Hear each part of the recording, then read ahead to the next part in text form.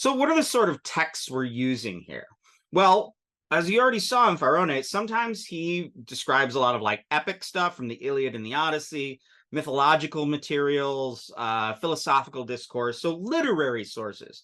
Now, you're going to read through these and you're not going to know all these sources. Don't get overwhelmed by it by any means. Just read the stories, read the names, and look to what the magic rituals do. Don't try to look up these specific stories. I mean, somebody who's like getting a PhD in the classics or a major in like Greek classic literature might do that, but you don't need to do that. I just want you to really look at the rituals. Read these rituals and this material, especially the literary material, as data sets to nuance magic. The problem with a lot of these literary materials is that authors are prone to exaggeration, also to simplify, also to make fanciful claims. Now, we also have, and this is a great genre, we have prose handbooks on, as opposed to poetry, which the literary would be, prose handbooks on plants, minerals, and animals. So when they're describing plants, minerals, and animals, they'll also describe how they can be used in magic. And we see this in India quite a bit, about how you'll have these like herbological texts that will also have a ton of magic materials in it. They even have the term mulakartana, which means a root cutter. Someone who manipulates roots will also often be someone who does magic.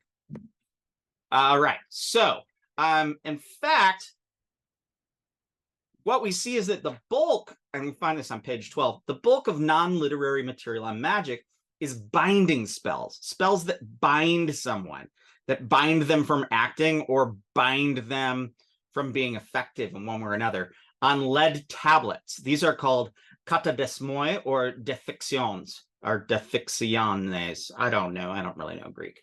And we also have later Greek magical papyri. So these curse tablets, which you have one behind me there, in these curse tablets, what they would do is they would write the spell and they would roll it up and they would often pierce it with usually with like iron.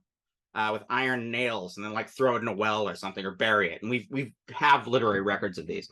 We're not really going to look at them here in Pharones' text. I could do a whole class on them. They're kind of fascinating because they're more applicable to later Hellenistic sources because they're just later. We don't see them in Hellenic Greek as much, in Hellenic Greece as much as in the Hellenistic world. So binding tablets, curse tablets. So who are the folk that we see doing magic? And you can see a papyri over here of one of these spells in Greek. Well, who would be doing them? Well, first off, let me make a note on sexuality. So the concept of being gay or homosexual is pretty recent. And, you know, many cultures, really, when you get right down to it, do not set out rigid patterns of desire, as we traditionally have done in the West, especially in the United States. Greeks were not necessarily tolerant of, say, what we would call gay people, because they didn't have gay people in the same way. In the case of males, when looking at sort of sexual identity, as we would think of it today, it's more important whether you're in the position of receiving or giving in the sexual act, whether you're a top or you're a bottom, really. So that would really interpret more of your sexual identity rather than if you slept with men or women. Very few people would only sleep with men, for instance. Okay, so who are the people that are doing these rituals? We have men and women against one another, mostly women, men upon women. You also have gay males afflicting their potential partners with eros, great desires, or possibly philia, making them love the other one more in an affectionate manner. Also, you would have root sellers, druggists, and sorcerer scribes. So these would be the professional deployers of magic for clients. Now, as I said, you have some sort of literary depictions of magic, but those tend to be fanciful. So they're not really like purely like one-to-one accurate depictions. Those would be more, as I started this lecture out with, those would be more reflecting of the time rather than being a window of the time. Okay, let's talk a little bit about the contents of our text today. So Pharones sets out a taxonomy of magic. Of Greek erotic magic, in fact. So what is a taxonomy? In the Oxford English Dictionary, we see taxonomy is a classification, especially in relation to its general laws or principles, that department of science or of a particular science or subject which consists of or relates to classification. Yeah, especially the classification of living organisms. So how do we classify the different rites and the different rituals?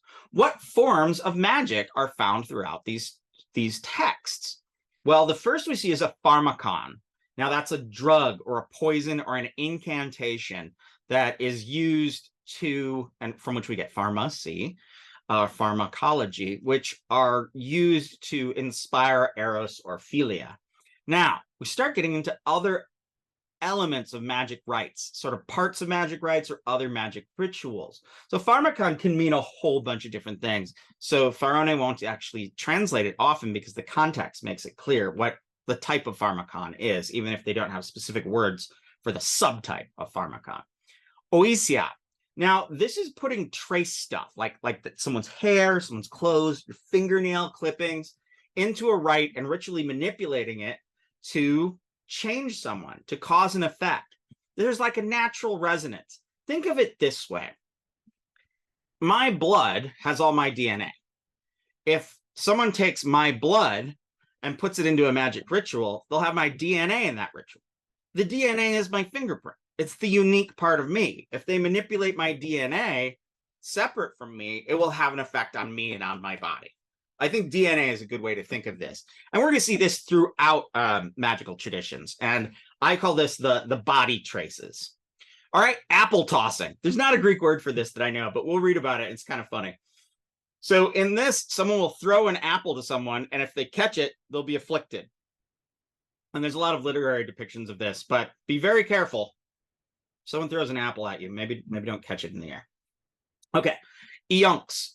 This is an agoge spell. We'll see agoge in a second. An agoge spell is a spell that leads, literally. It's something that draws, presumably, a woman away from her home and her household toward the sorcerer, the operator.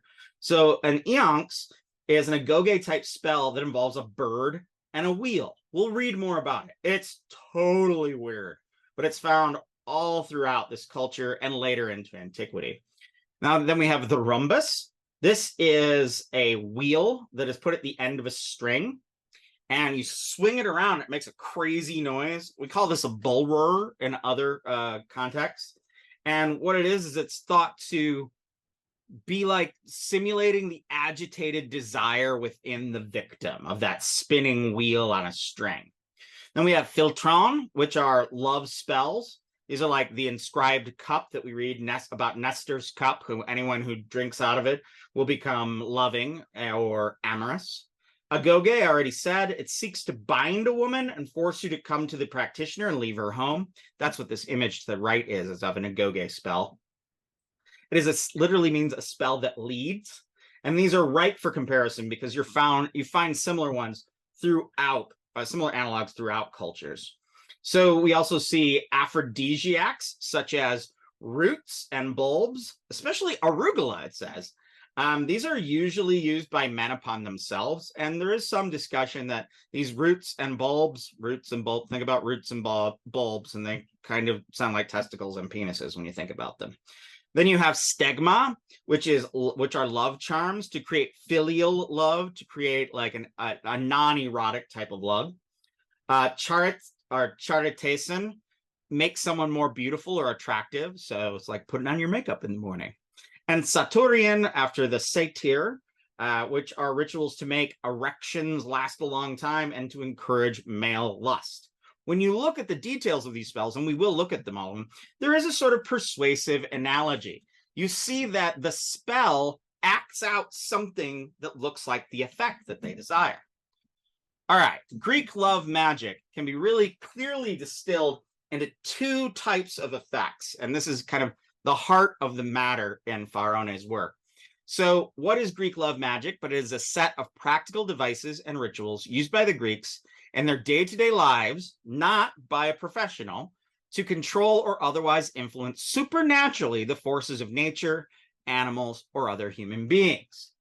In particular, magic is used interpersonally to force others to lust after, fall in love with, or be more affectionate toward the practitioner / operator. Now, there are two categories here. Eros, which is usually used by men to instill erotic passion in women, and philia, generally used by women to instill, increase, and maintain male devotion. And we'll look at how those get inverted as we look at the specifics later.